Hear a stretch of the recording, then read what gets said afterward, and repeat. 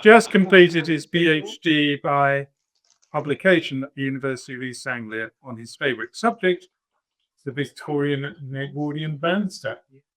We established a Parks Management Association just before COVID, and it's something that I talked very strong about at the time. Is that it was actually a landscape institute complex in Birmingham, and Paul O'Brien was there, who was retired chief executive from APSI, the Association of Public Service Excellence, and he was talking about the role of the park, etc., and the management of parks. And I raised the questions bemoaning the fact that there is no organisation out there that represents people like myself, lapsed landscape architects, or people encouraging parks managers. There used to be many years ago, we had the Institute of Leisure and Community Management, we had Green Space, and then we had Cave Space doing fabulous research and representing what we did. And all that just disappeared.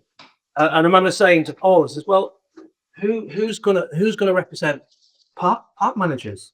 Bearing in mind there's 27,000 parks up and down the country, nearly all managed by in local government. And he just looked at me and said, what are you doing? So I did.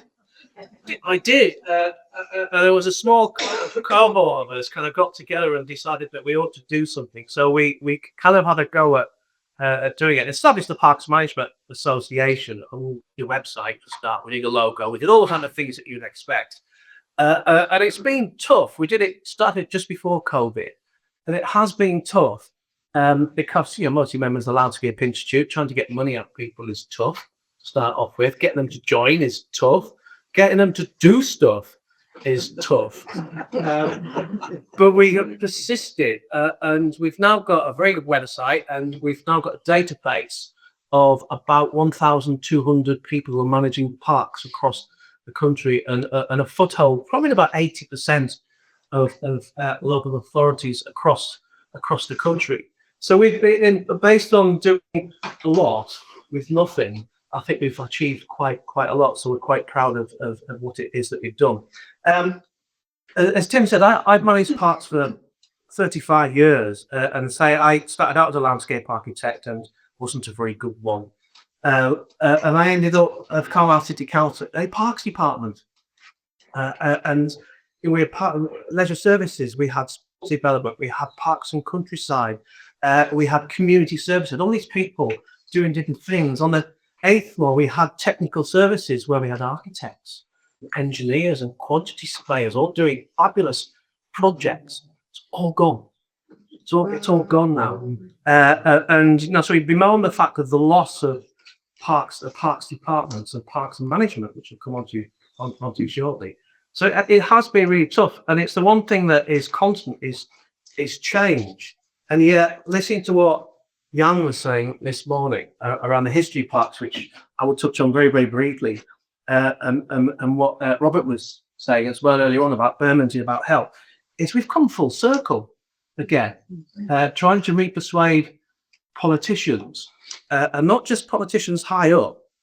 See, we can have Kemi Badamoff as new leader of the opposition, but trying to persuade politicians not just at that level, but at my level within local government, that parks actually matter, and that health matters. And going back to all the stuff that you're talking about why parks are so good for us during the Victorian era, and yet now we're having the same conversations 150, 200 years later, and we've now got, you mentioned park. You've got adult gyms, all these gyms that are popping up all over the place, that many politicians say to me, never see anybody on them. Well, actually, they're used in a different way to children's playgrounds. Very different. They're very popular. Green gyms, BTCV doing green gyms, had some great examples of green gyms in Watford, when I was in Watford for quite a while. And then the latest one, which I came across right time in Norwich, is forest bathing. Has anybody come across that? Again, around mental health, and sitting, under a huge oak tree in a park, just sitting and listening and absorbing nature. All these things it's what we all started off with, and yet we're having to revisit it again. So anyway, I'm having a bit of a rant. So let's crack on. COVID, the impact of parks during COVID, it almost seems like a lifetime ago, doesn't it? Around what happened and how quickly it happened. So I want to talk very much briefly about healthy parks, healthy people, and the kind of concept of rational recreation. Again, much of what Jan talked about this morning around the concept of parks being good for our health and well-being. And then the role of parks in tackling endemics. Historically, they have and continue to have a role in tackling such things as pandemics and endemics. And then the impact of COVID when it hit us during those very early days, and myself as a head of parks at the time in Watford, and how it impacted on how we managed parks and open spaces, but also how they were used or abused in many cases. So into the pandemic, how were we coping? What was happening? And how we were dealing with issues that were literally changing on a day-to-day basis. And then post-pandemic, I think we've learned an awful lot around the management of parks, but also the need for parks post-pandemic. And then typical, I'll chip in a few of my own personal thoughts around where we are. Oh, while we're mating, it's interesting to talk about horticulture that you both mentioned this morning, and the impact of horticulture and some of those wonderful carpet bedding displays that you don't see that anymore in public parks, unless you go to the royal parks, of course. But it's interesting that one of the things that when I talk about history of parks, it is the impact and the importance of horticulture, but how often in many cases the horticulture failed because of the smoky, disgusting atmosphere. And I remember with Alder Park in Middlesbrough, when the avenues of, I think they planted redwoods to start off with, all died within the first 2-3 years because the atmosphere was so disgusting that nothing survived. And this whole concept of walking into a park to get fresh air, well, actually, all the factories and stuff that surround the park, the concept of going into park to suddenly get fresh air didn't always quite work out. But you can see what they were trying to do. But certainly, horticulture was a real struggle to get it started. I think the same was in Regent's Park when Nash laid out Regent's Park in 1825. A lot of the horticulture failed, and they brought in Nesfield to kind of redo a lot of the horticulture because he knew what he was doing, unlike poor old Nash. Right, healthy park history. We learn a lot from history, don't we? An awful lot from history. Part of the past shapes the present that determines the future. When you look at, again, touching on a bit on Jan talks about this point about healthy parks, and this whole concept of rational recreation, it kind of social engineering in a way, is kind of controlling the lower orders and the working masses, but also what benefits that parks could bring, non-law sodas that was recognised by the 1833 Select Committee on Public Walks. And the beginning of that time, very, very few cities actually having parks. London being probably one of the very few cities that had parks, but those that existed in London that time were royal. And as many of you will know, that the royal parks had completely restricted access, apart unless you were in Hyde Park, where there was a degree of limited access. And the issues that they had in looking at reopening some of the royal parks was really challenging for some of the great reformers, but none more so than what the Times was reporting here in 1841 about the adoption of the working class through recreation. After all, why should the lower orders not enjoy the liberty of taking a walk in the more plebeian portions of the pathway?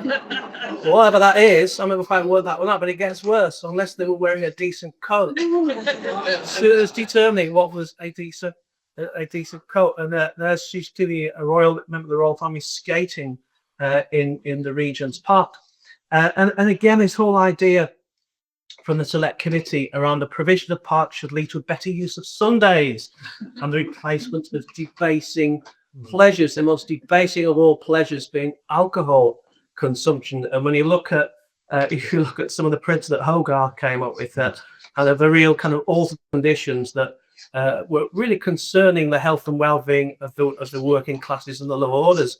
And what really changed it, I mean, the Victorians were very good at all kinds of legislation. Most of it was pretty useless, to be honest. Very little was achieved. And it really wasn't until about 1875 with the Public Health Act that gave councils the ability to borrow money from central government. Now, there's a thing, isn't it? For the purpose of acquiring or improving land for recreation. So kind of like what became the beginning of the really major kind of park building movement that we had at that time. And again, this is touched on briefly this morning. Victoria Park being a really good example in the East End of London. They'd seen what was occurring over in Regent's Park. It's wonderful kind of royal park they weren't allowed access to. And residents in Tower Hamlets wanting their own royal park.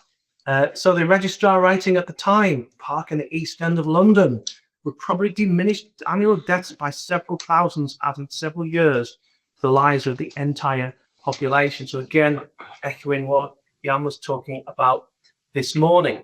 And when you look at, I mean, we've seen this picture before, haven't we? Snap. You look at some of the quotes around that time, some of the images were really, really bad. And a description by Arthur Morrison of the East End of London, I think this is a great quotation. An evil plexus of slums that hide human creeping things, where filthy men and women live on pennorths of gin, where every citizen wears a black eye and no one ever combs their hair. Unbelievable. Again, you know, Robert touched on that this morning. And when you look at some of the stats that were at the time, you know, again, we touched on this around the death rate in the East End, twice that of the West End.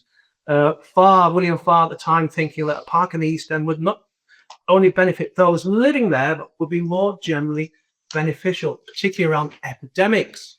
Epidemics knowing no boundaries, and is reinforced the identification of the need for a park to serve this area. So it's really kind of groundmaking stuff at the time. There we go, epidemics.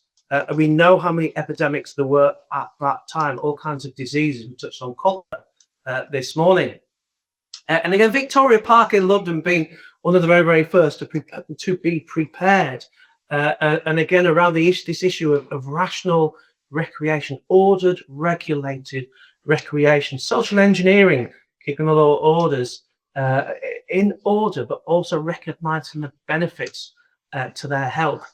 And again, we touched on this is, you know, we look at the early iteration of Victoria Park. There was very little actually in there to start off with. You know, it was a grand entrance, a drive, perimeter drive, and a landscape of trees and grass. All these kind of new introductions like gymnasiums and boating lakes, etc., all appeared over a period of time. So the very early parts were very much around coach drive and promenading and getting that fresh air.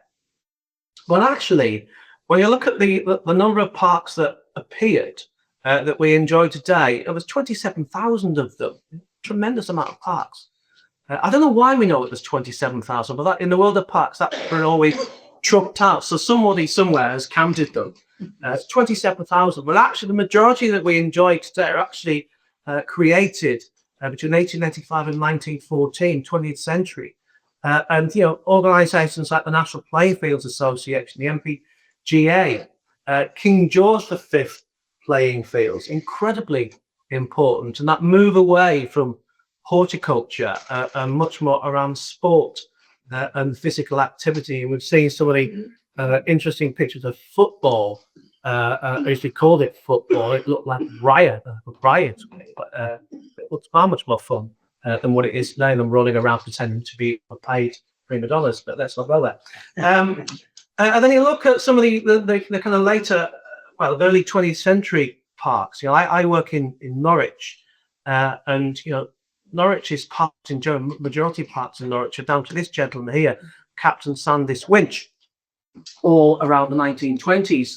And you know, the majority of the parks that he designed, he was a protege of Thomas Mawson.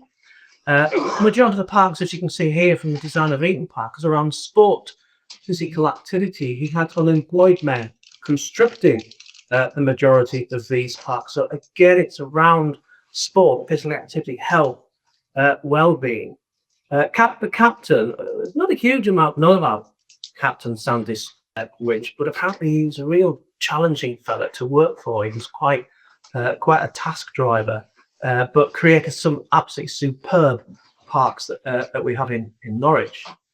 And there are other parks in tackling endemics. Again, lots of reports, but the one in particular, the second report on the state of large towns and populous districts, particularly after the great cholera epidemic, and found that parks actually had a role to play at that time. You've got places like Manchester making active exertions. You've got Oldham organising resources for public walks. And in Bolton, Stockport, Aston, Blackburn, other towns, a movement is beginning. So more and more parks starting to appear.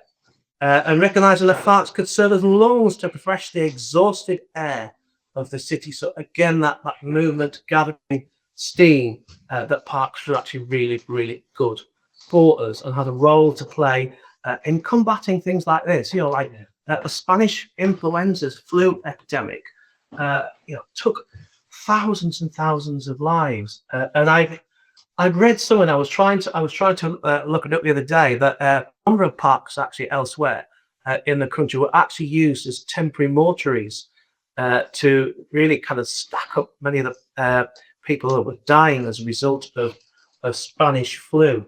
I do love that one at the end here. Don't spit. Spitting spreads. Spanish influenza. Don't spit. Wonderful. And then COVID hit us. And like I say, it seems like a distant memory.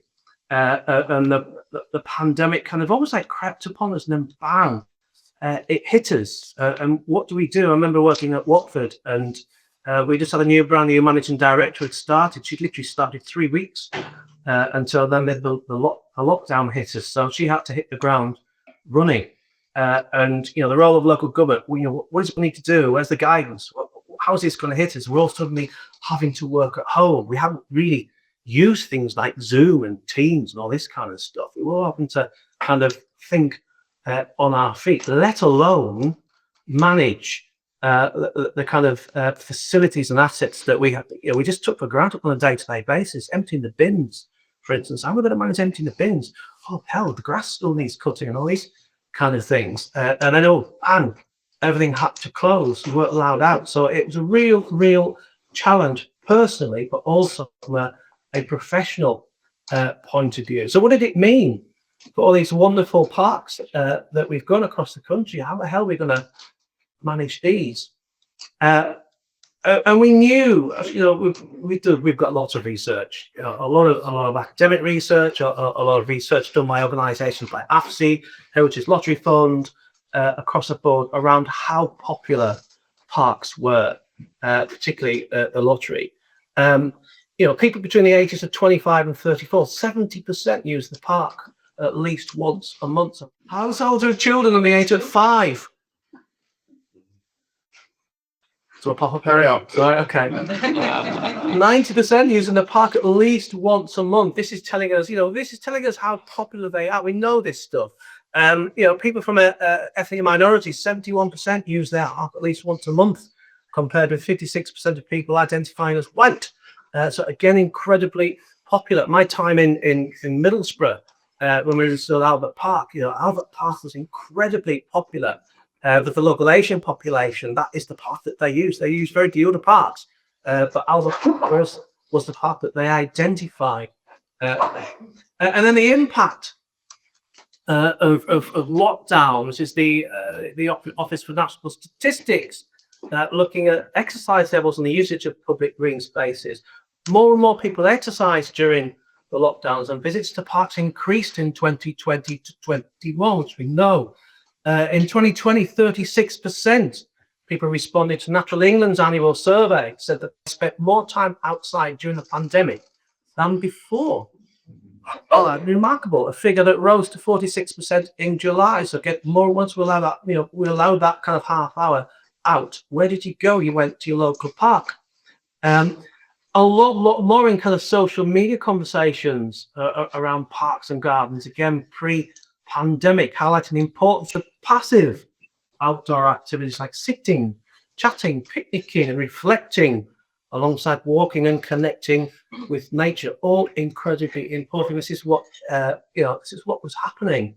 And again, some of the stats again done by Natural England around the people visiting green spaces, increasing. Why? What are you going there for? Well, it's important to my well-being.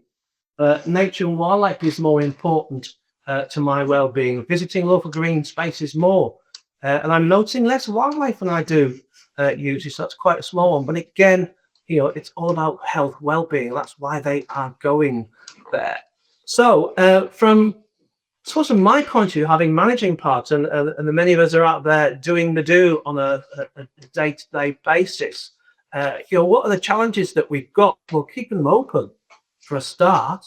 In the early days, a quarter of respondents in this particular survey had actually closed parks as a result of COVID. So you look at, I think there was a few in London had closed. I think Tower Hamlets had done it. Middlesbrough hit the headlines. They closed a number of their parks as well. So again, not knowing how to respond, knowing full well that we're in lockdown, we need to close our parks. What was the right thing to do? Actually finding that 79% of managers claim that nearly all visitors are actually observing and social distancing, meaning that 21% were not. So how do we deal with those individuals?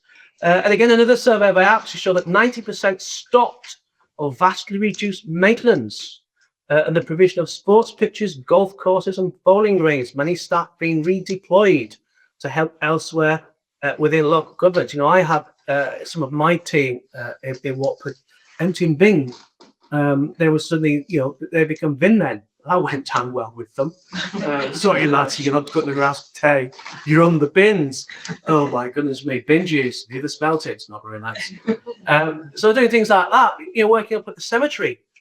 We knew that the rate of people coming through was increasing. So we needed things like stop graves. So we didn't know how many people were going to come through the gates. So we had to look at how we managed that as far as digging graves. Well, if you're going to dig a grave, you've got to have a qualification to dig a grave. You can't just dig a hole in the ground. So again, how do we train people up? How do we redeploy people doing those really urgent services? And again, a very significant impact on how parks were to be maintained. 79.3% like to be hit by weeks of work not being done. Significant amount of work that ended up not being either completed or just being left. So lots of issues. So, and again, I talk about the complexity of managing parks. My daughter, bless her, she's 22. She should know better by now. She thinks I just tell people to empty litter bins and cut the grass. Well, that's what you do, is to damn it. Or you tell the Veolis to do this. I said, no, it's more. Well, what do you do? I said, well, I manage parks. Well, what does that mean? Well, they're complex assets. We've seen how, the range of uses that there are in parks, a vast range of different kinds of uses and activities that go on there. So again, when this hit us, well, how do you manage things like play areas, closing play areas, muggers, or moogers as they call them in circular, muggers, multi-use games areas, sports courts, things like income bookings. We suddenly lost our whole income stream coming in. And entrance fees all gradually disappearing. So we're having to close not just, some parks obviously being closed, but we're having to close facilities in parks. How do you keep people out of the play area? If they want to get into a play area, they'll find a way in. So again, money. This was going to be a real issue. As you know, we work on an annual cycle of financial management, particularly around revenue. If we're not going to make the books balance at the end of the year, then we're in trouble. And we've got things like income coming up in sports bookings and meeting rooms, all these different things, all just stopped overnight. And in particular, Easter period was a real challenging time, knowing that this is when we generate a significant amount of income. This was a real concern. And things like volunteers. You look at some of the natural green spaces that we have in Norwich. Probably about 80% of our natural green spaces are managed by volunteers. And then you've got the friends groups. Again, all of a sudden, the friends groups can no longer do work or get out and about doing what they did before. So again, that was impacting on a lot of the kind of horticultural and conservation work that we were having to deal with. So early days of lockdown, people permitted to use parks for exercise, but not to sit or sunbathe. That was the early message. And we had lots of messages. Cafes and public toilets closed. Some cases, car parks were shut. Benches. I mean, remember seeing benches taped up, and you weren't allowed to sit on a bench, and then play areas, etc. So lots of issues. You could walk in it, but not much else. And then obviously Boris coming out to these again, saying, right, we can now do this. Restrictions gradually been eased. We were allowed to gather in households or groups up to 6 from several households, but you had to be 2 meters apart. Remember that. Picnics were allowed. Cafes and toilets began to reopen, but community facilities mainly remained shut. The real issue with this is, all right, there is guidance. A lot of it was mixed. You were getting so many mixed messages from central government, and bless them, they were hit with something that, as we know, they were totally unprepared for. So again, people could use parks, but not exactly as before. And when you see some of the images, this is the Royal Park. Stay 2 meters apart, protect the NHS. Notices appearing on playgrounds. You're not allowed in, and all these different things saying that we could do this, but we couldn't do that. And again, Middlesbrough really did get it in the neck when they closed their parks. It was the right time to reopen them, as they appear to be levelling off locally. But he warned that if people's health was at risk, they would be closed again, because people weren't always sticking to the rules. Clearly not in the UK, but I've seen that picture, Troy. It's amazing, isn't it? Just don't step out of it. You step out of the electric shock. It's just bonkers. And all these different things. We used to talk among ourselves, among parks managers. Well, what message have you put in your player? How have you worded it? We were always kind of like networking. That was one of the positives that came out. It was the kind of the increase in networking among local authorities. And again, mixed messages. You can still see in places little bits of markings and footpaths where you've got these old notices still there. But Mr. Generic, bless me, didn't succeed today, did he? Bless him.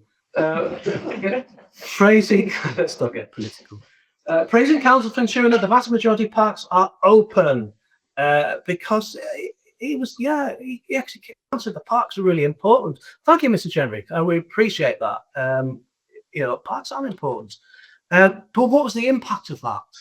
The impact was phenomenal, absolutely phenomenal. And I saw it in my parks in Watford at the time, in Casby Park, where thousands of people were coming down.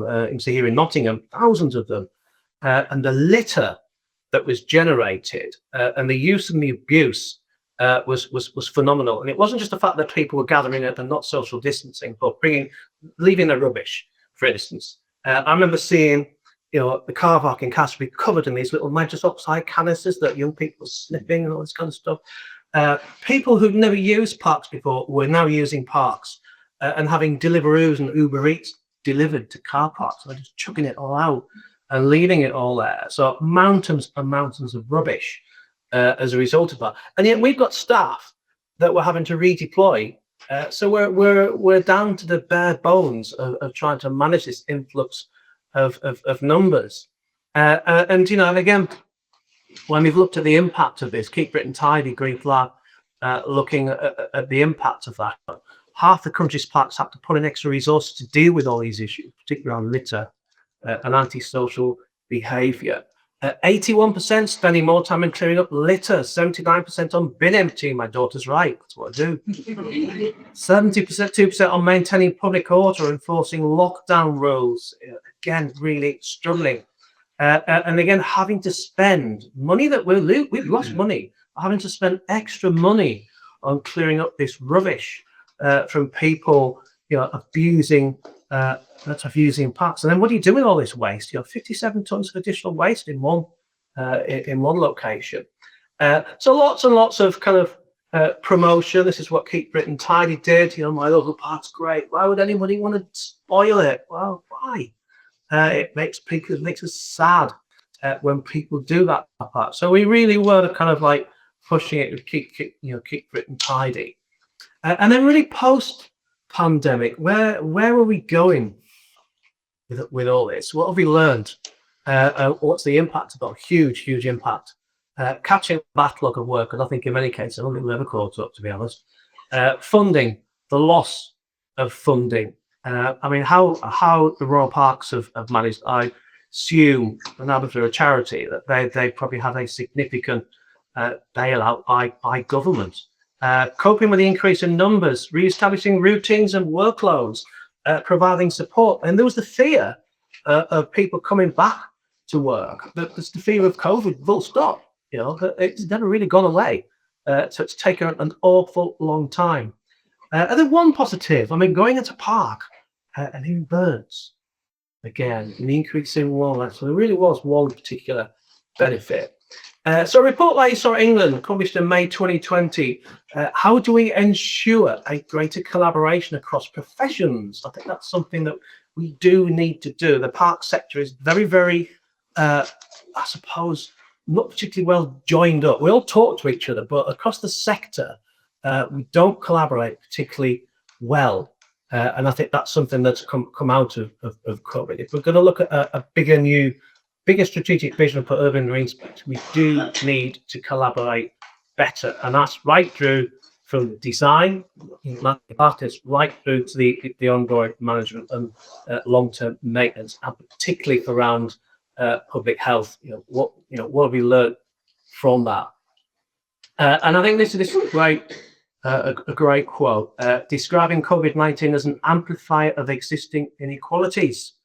We've seen as a result of this that actually green spaces are not equally distributed. So there are many areas within some of the cities that do not have access to good green spaces, or in some cases, any green space.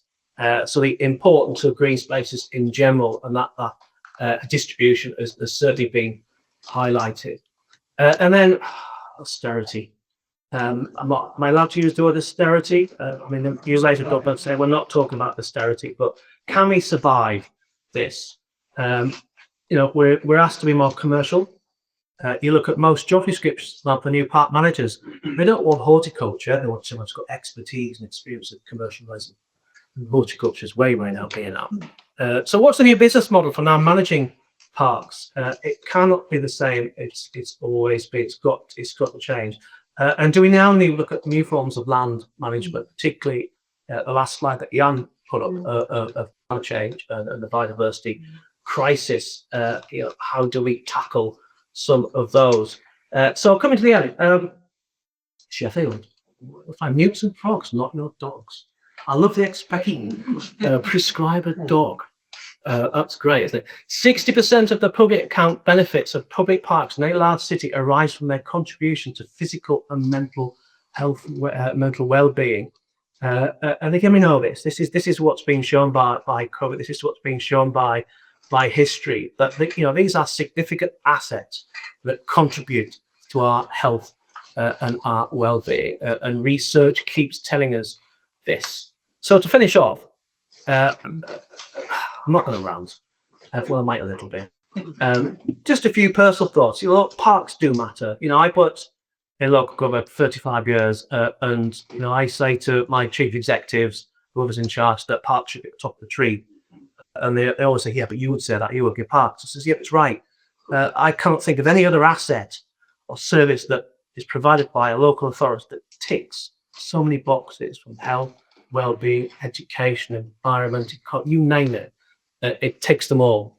None of the others do that. So we should be top of the tree." But they just kind of look at me and kind of like crawl back into your box. We have a new Parks Minister, without who is, I think it's got Alex Morris, who's a Nottingham MP. So the last one we had was an MP called Rishi Sunak. Yeah.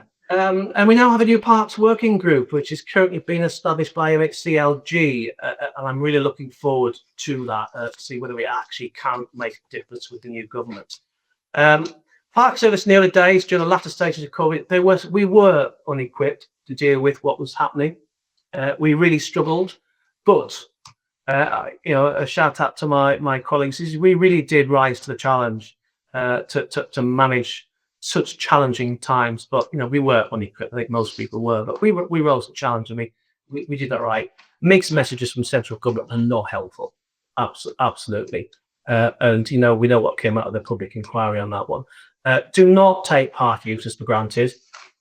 There were clearly many who've never used a park before, but abuse them rather than use them. So how do we educate people better? And we need to positively manage and look after them. Encourage wildlife and support people's connection with nature, but not at the expense of horticulture, heritage, and cultural values. It's a real issue that I'm keen to promote. Is that we talk a lot about biodiversity net gain and rewilding, but actually many of our most historic heritage parks really are not. That's not the kind of parks that they should be. We really need to ensure that we protect the heritage and the cultural value of many of these open spaces. How do we get younger people working in parks? I'm looking up, and what's the pathway for wanting to work in parks? What's the pathway now actually for wanting to work in local government? I say an average landscape architect. My old tutor at Edinburgh Uni used to call many of my schemes, John Byram, "It's a dog to dinner, rabbits, do it again." And it was right. So I fell into parks. So there's no pathway at the moment to working into parks. We need to revisit that and more research. Sorry, Jan. More research on parks, but we've got a lot of research, and the problem that we've got is politicians still keep asking for more research, and we have so much research that show the benefit of parks, dating right back to the one that I always go back to, and I heard him speak the other day at the Midlands Parks one was Dr. William Bird, who brought the Natural Fit study back in 2004, I think it was. Brilliant piece of work. And thanks to Jan and colleagues, there's so much research that we still need to throwing at politicians, but we do. Shameless plug, if you really want to know about historic parks, brilliant book that's out now. It's brilliant. I put it in because Hazel Conway, who many of you may well have known, died a few years ago, and I was lucky enough to inherit Hazel's archive and revisit her classic book on people's parks, and we've updated it, and the whole chapter in there on COVID. And I love the thing. James Stephen's Curl. If anybody's ever come across James Stephen's Curl, he's an author. Well into his 80s, and lovely fellow, but can be quite grumpy. And he was very rude about one of my books previously, but he liked this one. There you go. Thank you for this one.